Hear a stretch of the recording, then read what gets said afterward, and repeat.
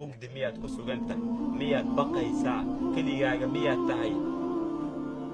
miyaad quusatay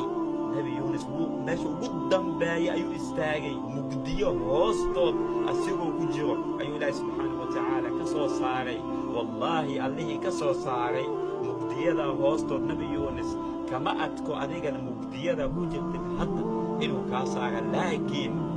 inaad u dhawaaqid unba u baahan yahay aad dhahdid ku celcelis yaqiin adigoo aaminsan ku kalsoon in ilaahay subxaanahu watacaala uu kaa saarayo aaminsan ku kalsoon inuu kaa bixinayo xaaladda aad ku suganta inaad dhawaaqdid ku celcelisid hal mar keliya maa ku celceli waxaad dhahdaa laa ilaaha ilaa antiga bixiya adaa sharafta bixiya adaa iga saari kara xaggaaga wax walba waa kun fayakuun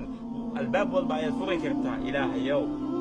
iga bixi dhibaatadan iga saar xaaladan ilaahayow innii kuntu min aldaalimiin addoonkaaga ayaan ahay waan qaldamaa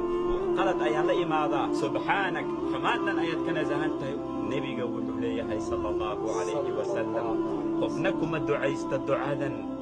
addoon kuma ducaysto ducada nebi yuunus uu ku ducaystay